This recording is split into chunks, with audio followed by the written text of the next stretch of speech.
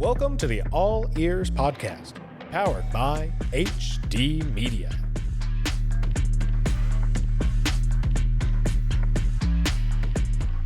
Long time no chat. Hi, everyone. Welcome into a new edition of the All Eers podcast, a WVU sports-based podcast here at HD Media and the Charleston Gazette-Mail. I'm your host, Taylor Kennedy. Thank you all for listening to us. However you may be listening to us, you can find us on Spotify, Apple Podcasts, and YouTube as well. Man, it seems like the last time that we spoke, a lot's happened, which it has. The last time we spoke, we were in the midst of the Mountaineers traveling and just competing in the Men's College World Series out in Omaha. Full details and all that recap stuff, you can go on our brand new Facebook page, All Eers, or go to our website, wvgazettemail.com, for all of that exclusive coverage. But now we're going to do it. Listen, we're going to do a baseball recap at a later date, trying to work that out right now and hoping to get someone on to kind of recap baseball. So stick with us with that. If you haven't already, subscribe to us on any of those platforms that I mentioned to. But we're continuing this summer series, and one of the guests that I wanted to get on this summer is back in the state of West Virginia once again after playing overseas over in Japan, and that's Kevin Jones. And he's back here in the Charleston area as he is doing his basketball camp for yet another year. We'll talk more about that here in a second, but we're going to just continue on with this summer interview series. We got a couple other people lined up, but again, I know you're anxious about baseball, and baseball is a very hot topic here in the Mountain State, so bear with us. We are working with someone. We're trying to get someone lined up, so we will get back to that at a further date. But for now, as I mentioned, please welcome to the program WVU Sports Hall of Famer, men's basketball legend, all-time leader in offensive rebounds, Kevin Jones. Kevin, welcome to the program. Thanks, man. Thanks for having me. Good to be here. My man, how's life been? Let's just start there. I mean, you've been a very busy man, as we were talking off the record, but just kind of walk me through what these last couple of months been like for you following the conclusion of yet another season over in Japan. It's been great. I was on a team recently, Lavanga Hokkaido, and we actually had the first winning season in the program's history. So that was cool for me. Had a super young team. I got to be captain first time in my professional career. So that was a big change for me. But I think I did pretty well. And just over the last couple of months, man, since I've been back home, just chilling, just kind of resting my body, and then I can tell it now. It's been long enough. I'm gonna be a father soon, so that's gonna be a different thing for me too. But it's something I've always wanted to be, and I'm happy about it. And yeah, can't wait for that. So a lot of exciting new things. You mentioned the word exciting. I mean, we walked into the building as we're recording this on Virginia Street in Charleston. You just look so excited, and I'm like, yeah, he's amped, he's hyped up. You mentioned the captain side of things. Did you ever get called Unc or just anything like that? Oh, yeah. Well, I'm an actual uncle, so I do have actual nieces and nephews, so that is one thing. And yeah, of course, people playfully, because your age or whatever, they'll be like, oh, what's up, Unc? What's up, Unc? And I've just kind of embraced it now.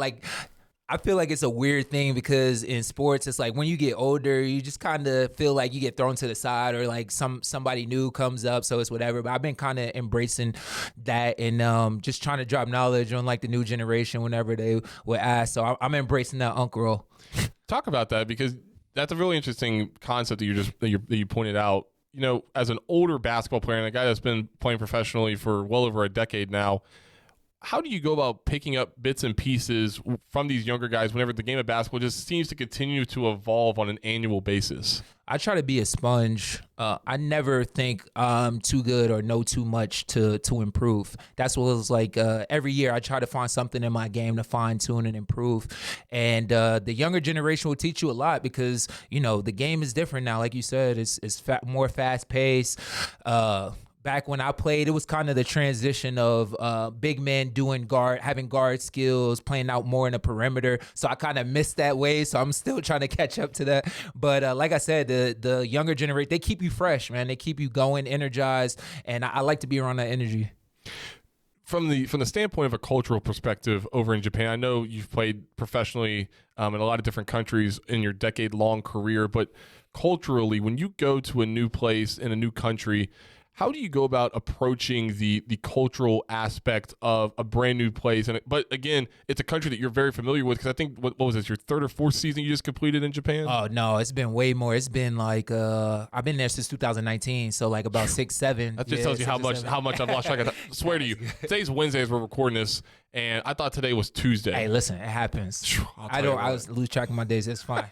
But in all seriousness though, how do you go about approaching the cultural aspect whenever you do go to a brand new place, but also in a country you're very familiar with and comfortable with? Yeah, the thing about that is growing up, I never was a big traveler person. Like, I have a pretty close-knit family, so I stayed close to them. Just like even with my college decision, just going to West Virginia, it was far enough away from them where I could do my own thing, but not far enough away where I can go back anytime I want. So like with that in overseas basketball, it was tough for me to embrace being away for so long and like learning different cultures and just kind of being stuck in my ways. But I think the older that I've gotten, the more I've appreciated different cultures, especially being in Japan. Japan just so dope, man. Like just the way they live and just to see how other people live and just know that your way is not always the best way, or, you know, just to see different things. It's been great, man. Japan's been a real eye opener for me since I've been there. So you mentioned the player aspect of things, taking bits and pieces from the younger guys. Do you take bits and pieces from the cultural aspect whenever you are in Japan? You kind of catch yourself doing it back home in the States? For sure. One of the big things is taking my shoes off before I get to the door. So that's one thing I'll walk around my house like, no, I could walk around all day outside and then come in and walk through my house. And that's one thing that I'm glad that Japan has taught me, just like take your shoes off at the door. I think you did that in our lobby, actually. Yeah, probably. You're just so used to it now. I'm currently barefoot right now. But yeah, just one of those things. And then also, like, as far as like trash, they're really big on recycling. And there's been times that I haven't put the right thing in the right bag, and it'll be in front of my door, like, hey, you need to. I'm like, this was Tuesday. You want me to change? But that's just when they're very strict on certain things. And yeah, man, I appreciate everything, and I try to bring some of that back with me.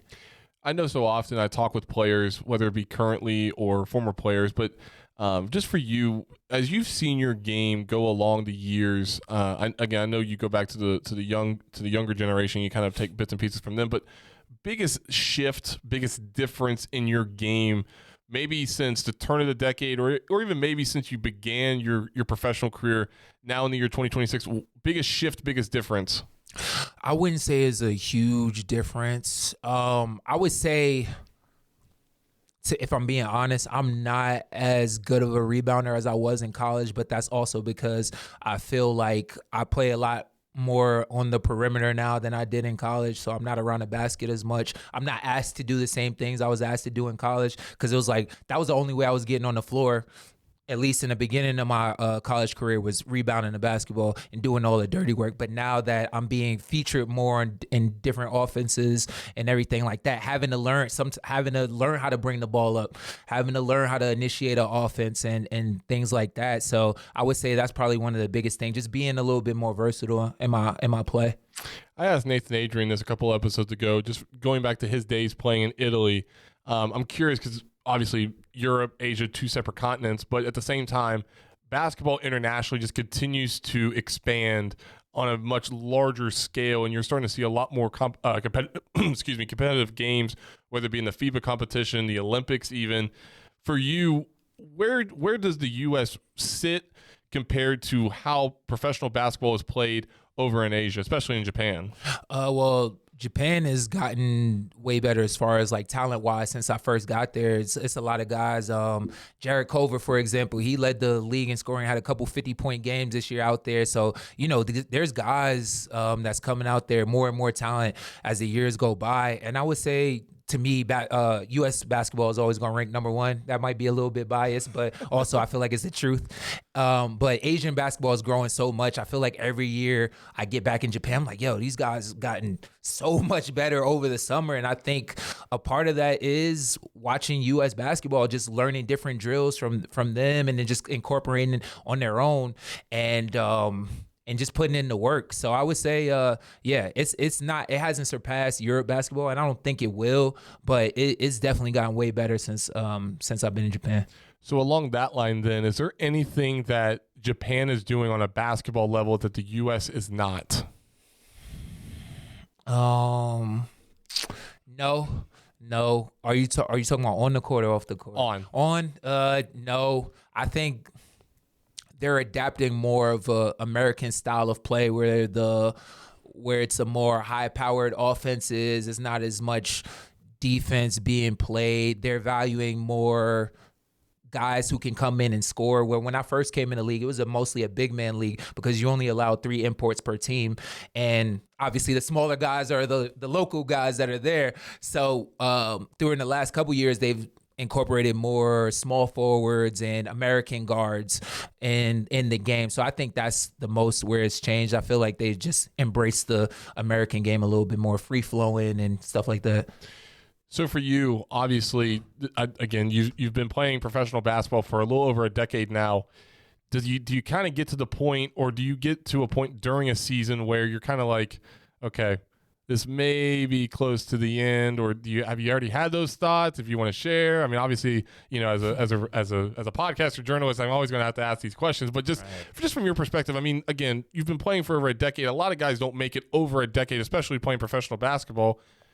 Are you getting closer to that point, you fear? Yeah, I just finished season 14, so and I'm feeling all 14 of those seasons right now. But to answer your question, I feel like I done said I was going to retire for the last 2 or 3 seasons. That's facts. So I stopped saying that I'm going to retire or I'm close to retiring because I never know. And I think the game will tell you when you should retire. The game has a way of humbling you and just like, all right, your time has passed. So I feel like as long as people still find value in what I bring to the game, I will continue to play. But I think also the part of that is, being away from home for so much. And like I said, expanding my family now and not wanting to be away from them. And it's a whole lot that goes into the personal side of basketball. So once that's a point that I'm like, I can't do anymore, I think that's when I'll know, because as far as my body, I feel like my body is holding up well. I feel like I do a good job of taking care of myself on that end. So I think it'll be more mentally like I don't want to do this than physically. So with that, when you talk about the mental side of things, you're leaving home. Do you go back to your college days? Because again, you came from New York to West Virginia. Do you feel like now that you're in professional, you kind of go back to the college days and you're thinking, okay, this is how I handled it back then. Does it apply now? How do you go about approaching the mental standpoint whenever you are so far away from home? Yeah. So after every season, I try to reevaluate like where I am in my career, where I want to be. Do I still want to play? Do I still have that same passion? And currently I do. I feel like whenever, because it's a 10-month season is a grind, man. It's a long time. So there's parts in the season where I'm just like, man, I just don't got it no more, man. I'm just like, I'm done. And then there's parts of the season I could do this 5 more years if I wanted to. But it's just that mental game you got to play with yourself, especially during the preseason. The off season is like during the summer is where I like to get better. I work out twice a day, and it's just like those grind. That grind will teach you either whether you still want it bad enough or you're just like, all right, man, my time has passed and just pass it down. So I feel like I haven't gotten to the point where I've lost that love and that hunger for getting better and competing. So like I said, when I lose that, then that's when I know I'm done. I know you're a very family-oriented individual, and you mentioned earlier in this conversation that you are going to be you are an expecting father. You are expecting a child here soon. But just along that line, when you have these conversations, whether it be with your immediate family or Sarah, and just talking about just this next chapter for you, how much of that gets what's the percentage? I should say, is it like 90-10, 80-20? What does that look like for you on that personal level? I would say right now it'll be 60-40 of 60% of it is I need to figure out like what my family needs from me at this point. And when I say my family, I mean my immediate family, like my brother, sister, and then obviously my girlfriend, her daughter, and then, we're expecting a kid now. So I have to be there for them. And then 40% kind of more of like, what do I want out of my career? So it's been a balance, because before it was 90-10. It was like 90% what I want to do and 10% like however anybody else feels. It's like whatever. But I'm thinking more less selfish, and in that aspect. So, and I think that just comes with age and just comes with a different change in your life, and it might be even more. It might be 70% by the time I actually decide to go play somewhere. So taking that into account is a big thing for me now, where before I didn't really care what anybody else thought. It's like what I wanted to do. One other question before we take a break here. I know so often we hear the West Virginia connections and how there's always one, regardless of where you go. You could be in, you can be in the Philippines, for example. There's always going to be something there. For you, did you ever have an occurrence where you're like, West Virginia, 100%? Or did you ever have any run-ins with people that you might have played with, played against, anything like that? Yeah, so Lowe's Moore, he actually played with Coach Hugs at West Virginia. He's from Mount Vernon, where I'm from. He was one of the guys that when I told him about my decision to, as West Virginia is one of my choices, he was obviously an ambassador for that. And him playing with Coach Hugs, he already kind of gave me an insight of what to expect from him. So I felt like that connection, that was big for me too. And then actually coming here on a visit, this was, I think, my third visit. I went to Ohio State, I went to Indiana, and then I came here. And out of all those trips, this is where I felt the most at home. I felt like it was, like I said, it was good enough for me to like be away from home, but it was still small enough where I was just like, I don't feel overwhelmed by like a super big city. So I think a bunch of those combinations was the reason why I chose here. And then obviously playing for a Hall of Fame coach and his track record of what he did with people at my position and where he got them. I couldn't turn it down. It was just like a perfect storm of things. Anything overseas recently? Of just like the West Virginia connection. Oh yeah, man. In Japan, I played against Nate Adrian. Well, I didn't play against him, but I connected with him. He played in another league than I did, but he was still in Japan. Logan Rout. Shout out Cameron. Yeah, right. Cameron Dragons. Yeah, exactly. My guy Mozzie. And so it's crazy because I would see people randomly on the train wearing West Virginia gear. I'm like, did you get this from somebody? Is there a West Virginia store out here? So no matter where I go, I always see Mountaineer gear from somebody. So that's been cool to see too. Yeah, it seems like Ren Baker's gone international now with all this West Virginia apparel, so yeah. that's pretty funny. But we're talking with Kevin Jones, former Mountaineer men's basketball player, and he just finished up another season overseas in Japan. When we come back from this break, we're going to continue our conversation with Kevin, and we're going to talk about his upcoming camp this weekend as he prepares for that, and we'll look ahead to that as well. This is All Ears. As the game gets faster, stronger, more dynamic, your equipment has to keep up. Introducing the Riddell Axiom, the next evolution in football protection, designed to match the speed and strength of today's athlete. Contact West Virginia Riddell representative Casey Turley at 304-552-5960. Gear up, play smart, stay protected. HD Media Sports is your one-stop destination for top high school and college sports coverage in the Mountain State. From Morgantown to Mingo County, our award-winning reporters keep you informed about your favorite teams and players, including exclusive coverage of the Marshall Thundering Herd and the West Virginia Mountaineers. Follow HD Media Sports on Facebook to stay up to date on the latest news, features, and game coverage. Welcome back into the All Ears podcast, where we are continuing our conversation with former Mountaineer great Kevin Jones. And Kevin's got a great event coming up yet again in the Kanawha Valley. He is going to be having his annual basketball camp at the South Charleston Rec Center on July 10th and the 11th. His first day, that Friday, July the 10th, has already sold out, and he told me before we got onto this on the 11th, they've capped it out. They got it up all the way to where they needed it to. So, Kevin, just kind of talk about that for you. I mean, again, you played in this state. You've gone and played professionally. Now you're back, and you continue to get back to the state. What does this mean for you at the end of the day? Like, whenever you get done with this event, I know all the intangibles before you even start a camp, but afterwards, what's the gratitude? What is that feeling for you like once you do complete another camp?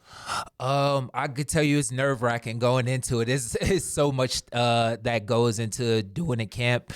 So much that can go wrong. So it's like that whole I would say from right now up until the camp starts, like I can't relax until it's over. But once it is over, I just feel like you said, gratitude, man, that people actually that they enjoy my camp.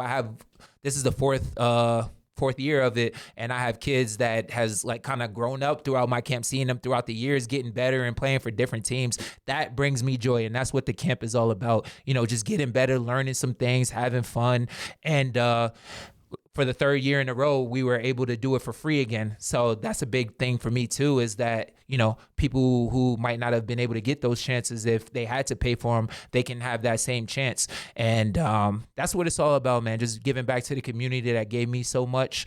And, sometimes people ask me, why you don't do it in Morgantown? Why you don't? It's like, Morgantown already has a lot of people going there for camps. I think Toby O'Connie just had one. Shout out to him. I know Javon Carter, Deuce had one out there in Morgantown. I feel like people rarely ever do one up here in Charleston, and I found my niche here. So I was like, I want to keep it here, and obviously I plan on expanding it to different other parts, but I just wanted to build the foundation here, which I've done. And yes, man, it's been great. The support's been outstanding. Yeah. So along that line, as a player, I know you graduated in 2012, yeah, and you were part of that 2010 Final Four team. When you have these people come back, maybe their parents even, what's that like for you interacting with those parents or those individuals that say, hey, we appreciate what you did for not only WVU but also the state back whenever you played? That sense, obviously it's the kids that matter, but then those interactions with those individuals that also remember you playing, what's that like for you? Right. I think the interactions are more cool with the parents, because I feel like I'm so far removed from when I played that the kids just like, oh, like he played Mountaineer basketball. We don't really know who he is, but we're excited to go to his camp. It's more like the parents like, oh, can I get an autograph? I remember when you played. So when people, just kind of bring those memories back to me, it just shows like the appreciation they had for the way I played, and I just always want to give that back. It's funny because I was at Enterprise probably like a couple of weeks ago getting a rental car, and the guy that was helping me out, he was at my camp in 2012. Wow. And now he's working at Enterprise. I'm just like, yeah, I'm old as hell. Like, I'm like this. You talk about Unc for real. But it made me feel good though, because it's like, man, I've really been doing this for a long time, and I had like a little bit of a break in between when I had my first camp at GW in 2012 until recently. And but the reception is still there and the support is still there. So that's something that I'm always going to appreciate. I know you know where I'm probably going with this, because you mentioned the guy from Enterprise. Guys, those that are listening to this, he talks about that aspect of it. So this is just how full circle of a moment this is. So I don't remember exactly which year it was. It was probably around the time that you had your first camp at GW, but you and Truck Bryant came down to South Charleston and doing autographs and everything else after a camp. It was for a Vic Herbert basketball camp. Shout out Vic Herbert. And it was at the South Charleston Rec Center, which, again, full circle moment, that's where you have your camps now here in the Charleston area. And my mom, shout out Kim Kennedy, my mom sent me this picture, and she continues to do so on an annual basis, of myself, my younger brother, and our two friends growing up just standing there. And, dude, I always tell Truck this whenever I send it to him. My brother thinks he and Truck are like best friends. By the way, he's got that arm around him. And I always send it to Ryan. I'm like, bro, you have your arm around him. Like, you guys have known each other since birth. Hey, Truck will make you feel that way. Truck will make you feel like you've known him forever. So I don't blame him why he felt like that. So that's just funny, the whole full circle moment with that. Yeah, but, getting back to your camp, your first day sold out. Obviously, you guys have booked up with registers and all that. Saturday, as I mentioned, same thing. You guys are booked up to that. What's that like whenever you see such a good feedback or a consistent flow of kids on an annual basis? You mentioned how you have seen kids go through the years and just seeing them grow and everything else.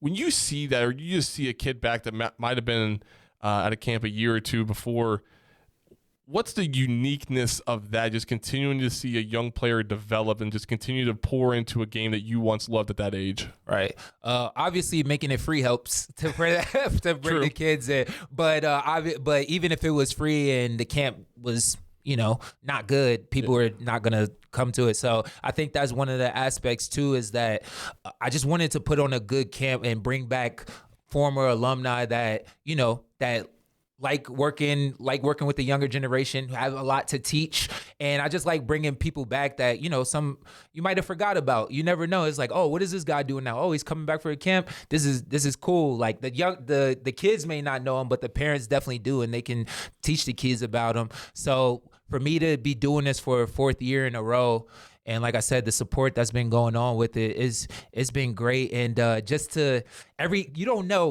what's gonna happen, because you try to time it where kids aren't doing anything, they don't have anything going on, and so you don't know the outcome you're gonna get as far as the numbers. But it's been sold out every year since we've been doing it, so that's been a blessing. And like I said, I just try to give the best camp as possible. Nothing goes perfect, but I try to do my best, and hopefully the kids see that and the parents see that, and I think they do, because they keep coming back. So you mentioned the alumni perspective, and I know we just spoke about Truck. Truck seems to be a really big key in just helping out with that, which shout out to Truck with that. I know he was there last year, and you had Trey Mitchell last year as well.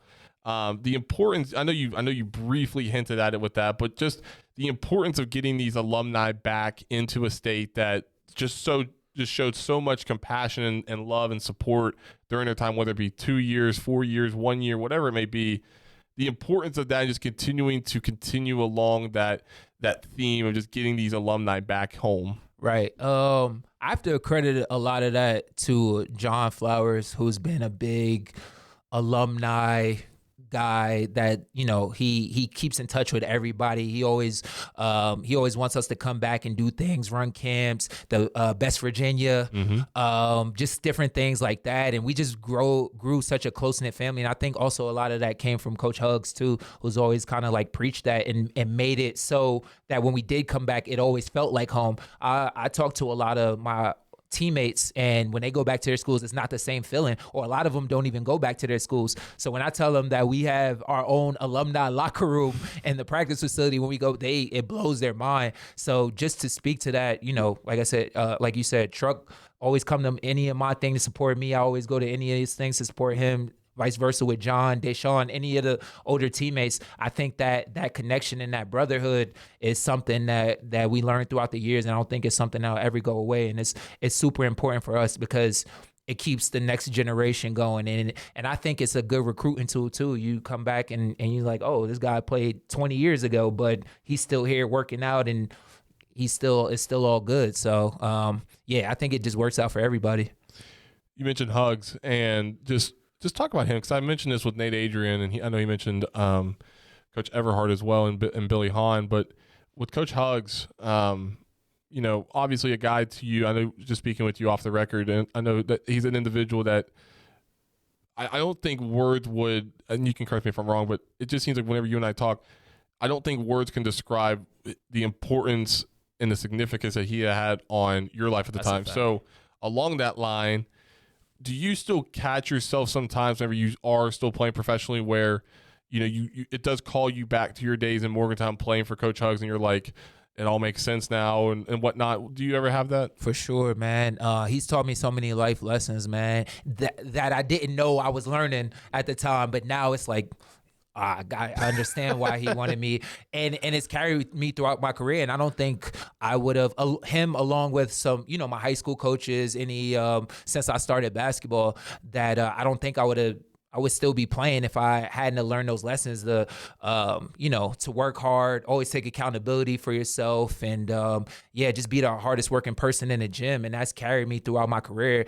And anytime, it's kind of a gift and a curse, because it's like, I can't relax now. It's got me to a point, it's like, if I take a couple days off, I feel bad. It's like I got to work that much extra hard because, I took a couple of days off. So, but overall, man, it's made me the person who I am. I'm grateful for it. I'm grateful for him and all the lessons, and not just me, just everybody that he's turned. Like, I don't think you'll get anybody to say that Coach Hugs hasn't impacted them in some way in their lives, man. And he's just a great guy, and I appreciate everything he's done for me. A couple more for you, and in our next segment, we're going to be joined by Mitch Vingle, former Charleston Gazette-Mail sports editor and WVU beat writer. Our topic for today, Kev, is top 5 WVU men's basketball victories. Okay. And I want to ask you about, because the one I immediately alluded to, because I still vividly remember, I know I'm probably going to show my age a lot, even though I'm 26, as I've said before. But nonetheless, 2010, Carrier Dome in New York at Syracuse University. You beat top seed Kentucky in that region. Walk me back through. I know it's been about over 15 years now, I should say. Just the emotions on that victory, looking back on that 15 years later, what does that game still mean to you 16 years later? You know what? I don't think about it as much as just because it has been so long. But when I see interviews with like DeMarcus Cousins and John Wall, and they still vividly talk about it like it was yesterday, that's the part that makes me feel good. Is just like we left a impact in some way, and the fact that we were counted out so much, and rightfully so. We were a good team, but you know, they were the overwhelming favorites and expected to beat us, but we knew that we were going to be better than them. And it was just like to show that to everybody else and to have things work out the way they did, where it's like, we don't hit any twos in the first half of the game. It's like Deshaun may have said that he is college basketball as well. Confirmed, and he was. Okay, I mean, hey, at that time, like you couldn't tell him nothing. He Not was. True. But yeah, just that whole thing, man. Just to be able to win in that fashion with all the fans who showed up. You know how our fans travel so well, and man, it was dope, man, when I think about it, and just to think about who we beat to get there. That's, you know, it's getting there is good, but it's like who did you beat to get to that point? That's the most satisfying thing. I feel like I always see those highlights whenever it's like the NBA season or midway through the NBA season. The Celtics are playing super at that point, and everybody just starts posting videos of Missoula just doing what he did, what he did in that game. And right. I think one guy, I can't remember exactly the Twitter name. I think it was This Guy Rocks or something like that. And it was the Joe Missoula highlights of that game. And I'm like, my gosh. And it's just one of those things where you look back on it, and I'm with you. You don't think about it as much, but whenever it gets brought up, you're like, dang, that really happened. Right. You know what I mean? And it goes back, and you mentioned it as well with like the fan aspect. Talk about that, because I know we mentioned the West Virginia connection in our last segment, but just I know you've played in the TVT. I know you've been playing overseas now for over a decade. Your camps and so much more that you're intertwined with Mountaineer Nation. Just a continuous, overwhelming love and support that you get as an alum from Mountaineer Nation. At the end of the day, how does that sit? How does that rank amongst interactions that you have on a day-to-day basis when that does happen? I think it ranks number one, man. Just like I said, the love you get, and you think sometimes you take it for granted in a way, because it's like I've been living in Morgantown during the off season, during the summer when I'm not playing overseas. So you figure it's like, oh, it's a group of new people, it's a new generation, they don't remember me like that or something. But then somebody will come and was like, you're Kevin Jones. Like, I had a DoorDasher guy, I was like, oh, you're Kevin Jones. Like, what's going on? I just can't get my groceries now. But it's cool, man, because you sometimes you feel like you're disconnected, and people might have forgot about you. So to have that reminder of how much you might have positively impacted someone's life and their experience watching the game, it's definitely number one. One final question for you, and we'll get you out of here. But just now, looking ahead now to where WVU men's basketball is at right now. Obviously, they won the college basketball crown last season with first-year coach Ross Hodge. He's now back, thankfully, as we went through multiple coaches in about a 4 or 5 year span. But what do you see? What do you expect from year two with this Ross Hodge-led Mountaineer team? Right. I expect them to be better, obviously, and not because they didn't have the talent. They had talent last year to be very good, and obviously they won the crown championship.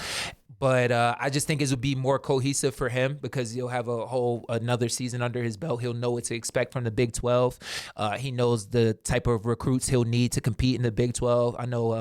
I haven't been keeping up with the recruits like that, but I know Miles Sadler, is it? He's a top recruit that I hear is very good. And just Ross Hodge is a good guy, man. He just has good energy from the times I've met him. He's been very welcoming to me and a lot of the other alumni. And I just wish him the best, man. I just want you want the best for good people. So I think they'll be pretty good. I think they'll compete very hard because that's his MO and that's his identity. I can't say where they'll finish in the Big 12, but I expect them to be amongst the top in the Big 12. And I'm hoping nothing but the best from them. Well, Kev, I appreciate your time as always. Thank you. Good luck with your camp this weekend at the South Charleston Rec Center. So good luck with that, and good luck in the future with being a dad. So thanks, man. Congratulations. That is Kevin Jones, former West Virginia men's basketball great, WVU all-time leader in offensive rebounds. And again, he just finished another season over in Japan, and he will have his camps on July 10th and the 11th in South Charleston. Up next, we're going to talk with Mitch Vingle, former Charleston Gazette-Mail sports editor and WVU beat writer. And again, we will talk about and we will give our take on the top 5 WVU men's basketball victories of all time. What did we go with? What did he go with? What did I go with? Find out more here on the other side of this break. This is All Ears. HD Media Game Day is your streaming home for the best in live high school sports across West Virginia. Featuring football, basketball, soccer, and more, HD Media Game Day brings the action to you for free, exclusively on our YouTube channel and at hdmediagameday.com. When you can't make it to the game, HD Media Game Day has you covered. Oh, good gravy. The kind made from real premium sausage. The kind that's smothered over deliciousness. The kind you can only get at Tudor's Biscuit World. That's the gravy that's oh so good. It's the perfect topping to your biscuits or your taters, and even makes a delicious side. It's oh so good gravy. Tudor's Biscuit World. We're dripping with oh good gravy. Welcome back into the latest edition of the All Ears podcast, a WVU sports-based podcast, and I'm your host, Taylor Kennedy. Thank you all for joining us. However you may be listening to us, you can find us on Spotify, Apple Podcast, and YouTube as well. Special thanks to former Mountaineer forward Kevin Jones for joining us on this week's edition of All Ears. Lots of great information about what's ahead for him in his professional career, while also looking back on his time with the Mountaineers. But speaking of his time, he was a part of one of the most monumental, maybe one of the biggest wins, in my opinion, in Mountaineer basketball history, and that was beating Kentucky, as we mentioned, in 2010 to go to the Final Four for the first time since 1959, when Jerry West was still around playing and wearing the old gold and blue. So that got Mitch and I thinking, mainly Mitch, because I'll give him a lot of the credit with this, because he's on a heater, as the kids say. But Mitch said, let's come up with our top 5 WVU men's basketball victories of all time. And we welcome back Mitch Vingle, former Charleston Gazette-Mail sports editor and WVU sports writer. Mitch, how you doing today? I'm doing well. It's got me fired up that you had KJ on, and, the NBA Finals, got me going a little bit. So, yeah, this is fun. Yeah. Well, you brought up the idea, and I actually love it, just being a basketball guy myself, of the top 5 WVU men's basketball victories. And there's a lot of great wins throughout this long, tenured, and historic program in Morgantown.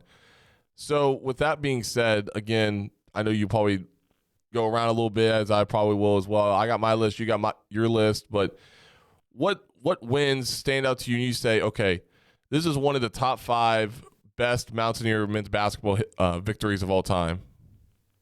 Well, I thought this was going to be easier because a lot of them that jumped to mind that I've attended and covered didn't make the list.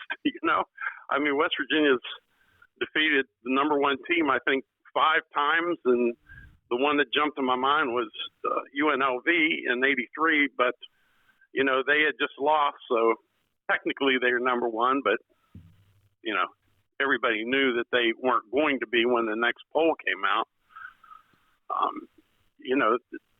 Winning at Fog Allen Fieldhouse in 2024. The one that I always really enjoyed was in 2006 when West Virginia went to UCLA. I was fortunate enough to go to UCLA for that game, and John Wooden was sitting right there, and, I was standing like 3 feet away from him and called my brother and was like, you're never going to guess who I'm standing by. And West Virginia beat them. Mike Gansey had 24 points and was on the front of the LA Times the next morning and everything. You could look at a bunch of wins over Pitt. I remember one that was very vivid in my mind when West Virginia played Texas Tech in Albuquerque at the Pit. And it was Kevin Pittsnoggle, Bobby Knight versus John Beeline. And I remember how Bobby Knight complimented WVU and said that was the best coached team that, his team had played all year. But I whittled it down to 6. I know I said 5, but shame on you. No, yeah, I know. Number 6 for me was the 2010 Big East Tournament Championship when W beat Georgetown 60-58. That's when Sean Butler hit his clutch shot. Mountaineers beating Georgetown, Notre Dame, Cincinnati in a unforgettable 3-day stretch. And that was the first time the Big East had all 16 teams in the tournament, even though WVU had, been pushed through to the quarterfinals.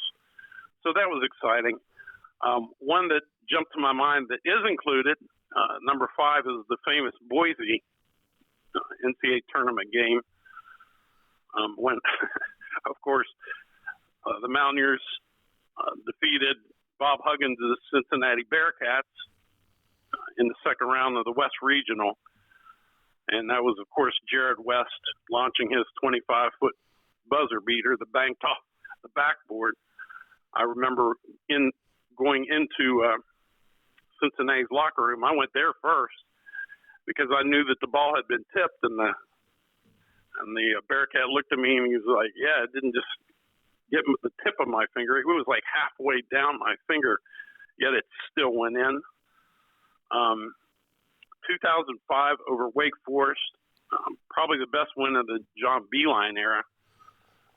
Double overtime NCAA victory.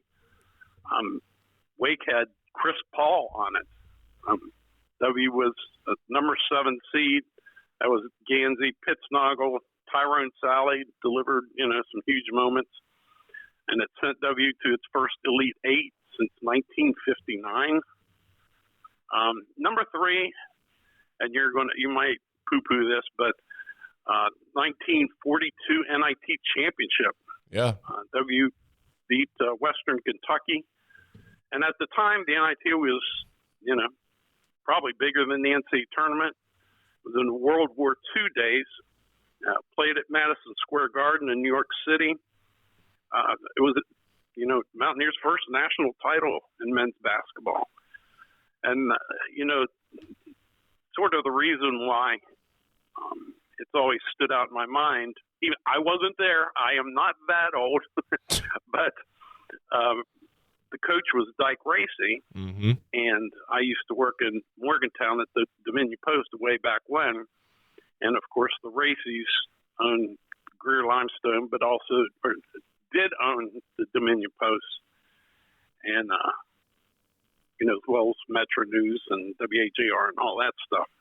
So I was very well aware because of the family about Dyke Racy, and how he had a slow-down game to neutralize Western Kentucky. And Rudy Barrick played on that. They held Western to 13 second-half points. So, something to be proud of. It's just so far back there that, people probably just push that aside. Number 2 for me was 1959 Final Four.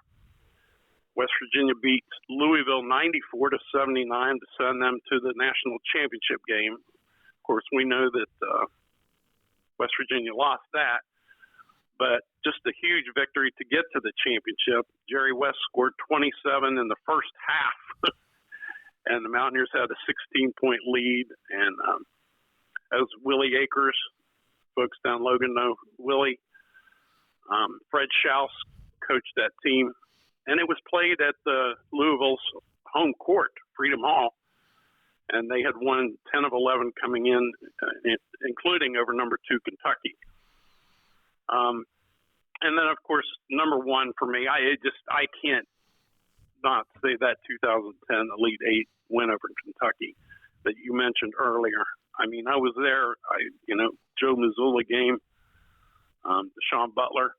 I mean, it was just, Kentucky had, I think, 7 future NBA players. Mm-hmm. I mean, arguably 8. There was a brief, Josh Harrelson had a brief career, but John Wall, DeMarcus Cousins, 4-time NBA All-Star, Eric Bledsoe, Patrick Patterson from Huntington, Liggins, Darius Miller. I mean, it was just a sight to behold, and just the way it blew me away. Nobody thought it was going to happen, and I was fortunate enough to sit courtside there and see it up close, and it's still so vivid in my memory, especially little Joe Mazzulla, who took a leadership role and helped push them to the victory. It's something I'll never forget, and I don't know how you beat that. So that's my list. So before I give you mine, going back to your 1942 take, which I 100% love because I'm a big history buff, and I love the fact that you brought that up because you mentioned it. The NIT back then was the national championship in a lot of ways, and if you look at that roster from that 42 team, 9 of the 11 players came from the state of West Virginia, the other 2 coming from the state of New Jersey. So you win that in that time frame whenever a lot of historical events worldwide were going on, and you win the national championship in a lot of people's eyes with 9 players coming from the state of West Virginia. That's huge. So I respect that. I do enjoy the fact that you brought that up, again, coached by Dyke Racy as well. But my 5 is a little bit different than yours. I think we do have some similarities. I'll just kind of just announce. I'm confident in the 2010. I'm confident in the fact that that's my number 1 too. But then 2 through 5, I don't know. So I will just, as I normally do, as a disclaimer, in no particular order whatsoever. But with number 1, it's definitely the 2010 Kentucky game. Now, with that being said, the other 4 games. The first one I want to mention, 1957, they beat Kentucky, who was ranked in the top 5. I believe they're number 5. Yeah, they were ranked number 5. They won that game on December 20th, 1957, 77-70. Then turned around the next day on December the 21st, lined up and beat Frank McGuire's North Carolina Tar Heels with Bob Cunningham, who was held to 8 points. And in that game, you simply just look at the numbers with this.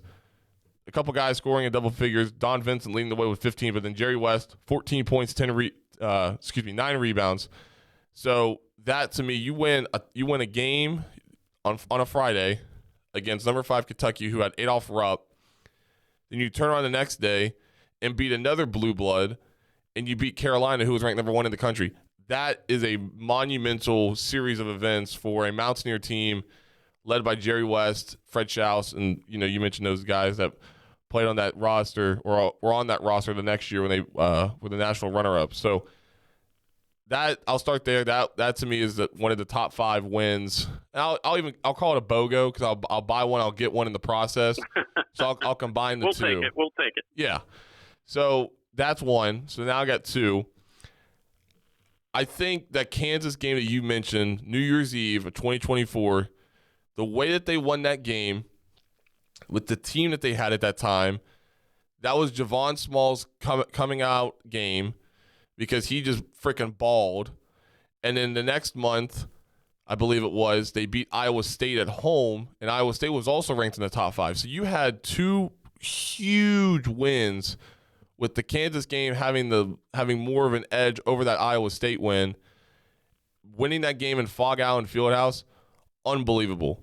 Just an unbelievable win. It just came out of nowhere. It did. Right? And no one expected it with the guys what they had, and especially with what had happened just a month ago, a month before, or a couple weeks before, I should say, whenever Tucker DeVries went out with that injury. So I think that win over Kansas should 100% be cemented in the WVU record book. So that's number 3, or at least we just won't mention who was coaching.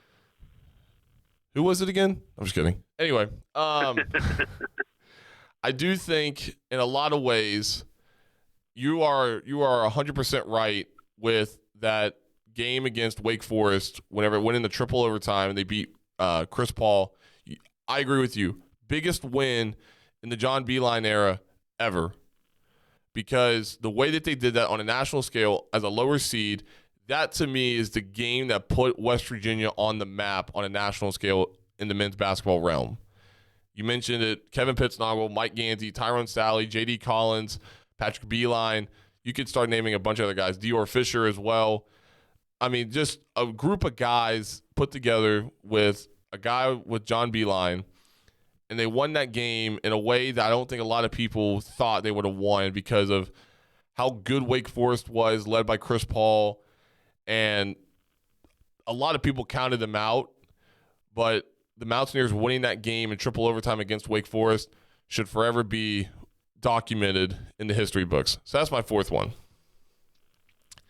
The 5th one, I honestly wanted to say that that game against UNLV at home, against number 1 UNLV at home in '83. I wanted to mention that game because I again, that to me, just in the national relevance that UNLV had between the 80s and 90s is just unbelievable. And the dudes that they produced during that process should definitely be documented in some form or fashion.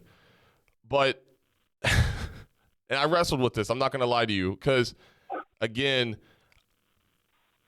there's a lot of great Mountaineer wins in this program's history. But I'm going to go March 22nd, 2008. Verizon Center in Washington, D.C. WVU versus number 9 Duke, led by Coach K. You talk about a group of guys talking about that Kentucky game, guys that made the NBA. I mean, Gerald Henderson, he had a great career. Kyle Singer had some time in the NBA. Lance Thomas as well. Nolan Smith probably played a little bit as well. John Shire, who's now the head coach of the Blue Devils. The list can go on and on. That was a really, really solid Duke team that arguably could have made a run for the national championship that year, similar to what Kentucky had in 2010 with John Wall as the future number 1 overall pick. But that was also the first year that Bob Huggins was at the helm for the Mountaineers after John Beilein had left to go to Michigan. Not saying he didn't know what he had, but to have a completely different coach and then win the way that you did over Duke. You beat Arizona in the first round by 10, 75-65. Then that next game in the round of 32, you line up and beat number 9 Duke by a final score of 73-67. Probably one of the greatest moments in that whole game. Wasn't even a made basket. Let me say it like this.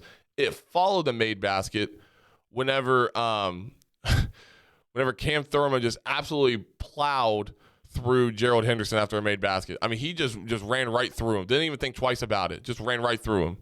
Greatest moment of the whole game. But regardless, you just look at the box score. Future NBA lottery pick and Joe Alexander, 22 points, 11 rebounds, 3 assists in 40 minutes of action. 40 minutes of action. That's a lot. That takes a big toll out of someone. But then again, you mentioned you got Joe Mazzulla on that team. Alex Ruoff, he had 17. A quiet game from Deshaun Butler, only having 8 points.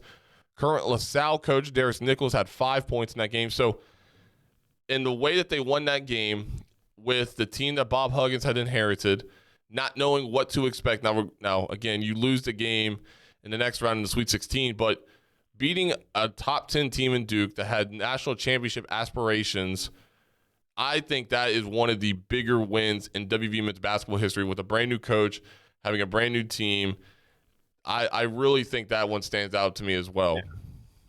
And two memories from that game.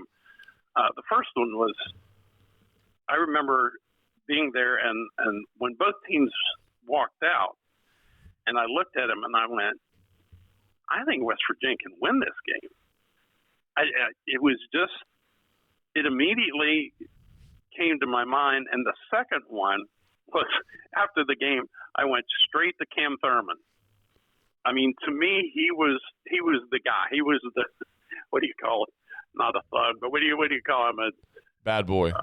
An enforcer. We'll go with enforcer. And he was the difference. Yep. For WVU that day. And he's a great guy too. He was fun to be around and fun to cover. So those are my two memories from that game. I think there's one other game as well that I'll throw in as an honorable mention. I do think that Iowa State game in 2025 should also be mentioned, just in regards to the impact of that game, or the storyline surrounding that game, if that makes sense. It was Jerry West Day. You're wearing the Jerry West uniforms. Oh, yeah. You're honoring Jerry West. And then you line up and beat number 2 Iowa State the way that they did. Another great Javon Small game. He had that turnaround running jump shot on the left side. And his dunk, too. I was actually at that game. I sat probably like 5 or 6 rows back. I wasn't covering the game at the time. I went up with my dad, my brother, and my good friend from high school. And that game was there was just so much emotion in that game. And I thought to myself, man, if you lose this game, you're gonna have so many people irate. But the fact that they won that game, you could just still feel the emotion. There was so much emotion surrounding that game, regardless of who was in attendance. And the fact that they won that game over a top 5 team, I think is, again, it's not top 5, but it should definitely be mentioned in one of the better or even greater. Yeah, I think that's a great victories. thought, Taylor. I think that's a great thought. And like you said, you take the game and then you add on top, the Jerry West Day and all that, which I was listening to ESPN, one of the morning shows, and they had talked about when the baseball team did the country roads, and one of them said, what else comes to mind when you say West Virginia besides the song Country Roads and all that? And they brought up Jerry West. And he's just our dude. He's been my hero, or he was my hero throughout my life when I was a kid, throughout till the day he died. And he'll always be the guy in West Virginia. So I think that's a great, great thought. Yeah. Well, Mitch, we appreciate your time as always. Another great discussion in regards to our top 5 men's basketball victory. So again, your standard is continuing to be lifted. The expectations are continuing to increase. So you better come prepared with another topic idea for your next appearance. All right, brother. You have a good one. Yep. Talk soon, my friend. There he is, former Charleston Gazette-Mail sports editor and WVU beat writer Mitch Vingle. We appreciate him. Again, special thanks to Kevin Jones for joining us to talk about his career over in Japan, but also his basketball camp that's coming up in July. That's July 10th and the 11th. So be sure to get registration and get signed up for that camp as well. Details for that will be in our description in the link below. So again, thank you all for listening. Subscribe, follow us, everything else. And we will see you all in the next edition of the All Ears Podcast. This is your host, Taylor Kennedy, signing off.